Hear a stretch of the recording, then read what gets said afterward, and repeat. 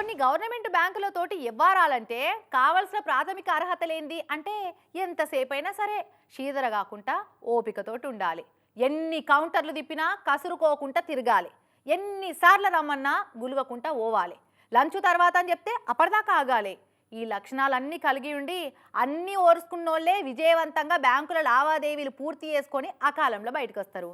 అంత ఓపికతోటి ఉన్న బ్యాంకు వాళ్ళ లోపల చలనం లేదా? అయితే ఇగో గిసోంటి షార్ట్ కట్ ఆప్షన్ కూడా ఒకటి ఉన్నది. వీళ్ళు గదే మార్గాన్ని ఎంచుకున్నారు. ఇంతకు అది ఏ మార్గమో?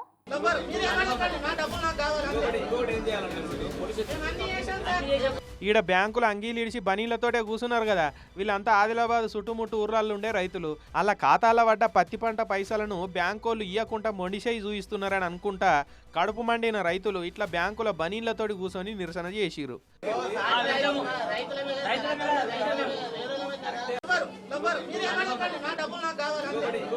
4 గంటల సేపు బ్యాంకుల్నే కూర్చొని డౌన్ డౌన్ అని నోరంతా వంగ మొత్తుకుంటే గప్పుడు కుర్చీలకెళ్ళి లేచి బయటకు వచ్చిరు బ్యాంకు సార్లు. ఇంతకు ముచ్చట ఏంటంటే ఆదిలాబాద్ జిల్లా తాంసీ మండలం వడూరు కాడుండే జిల్లల మోహన్ అనే రైతుకు ఆదిలాబాద్ SBI బ్యాంకులో అకౌంట్ ఉన్నదట. ఇక ఆధార్ కార్డు తోటి పాన్ కార్డు లింకు కాలేదని నిరుడు పత్తి అమ్మిన పైసలను పోస్టాఫీస్ అకౌంట్లో వేసిరట CCI వాళ్ళు. అయితే అప్పటి ఆదిలాబాద్ పోస్టాఫీస్ మేనేజర్ ఉండి రైతుల అకౌంట్లలో జమైన పైసలను మొత్తం మాయం చేసిండట. ఈ సంగతి తెలిసి రైతులు పోలీస్ స్టేషన్లో సైబర్ క్రైమ్ కేసు పెట్టిరు.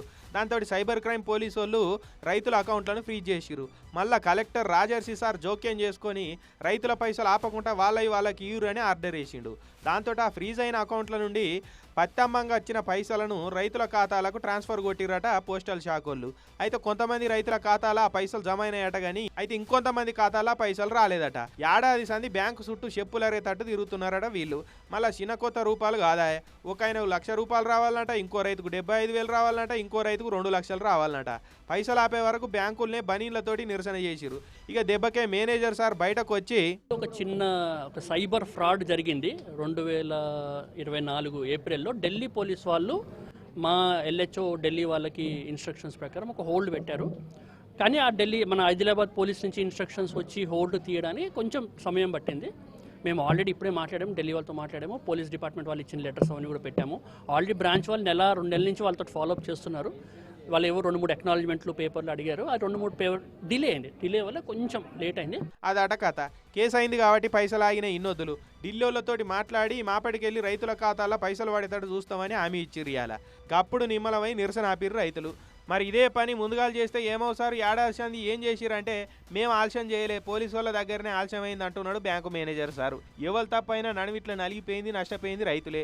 కేంద్ర సర్కార్ కిందున్న పోస్టల్ డిపార్ట్మెంట్ల మేనేజరే రైతుల పైసలు గట్ల తింటే సామాన్యులు ఏ వ్యవస్థలను నమ్మాలిగా?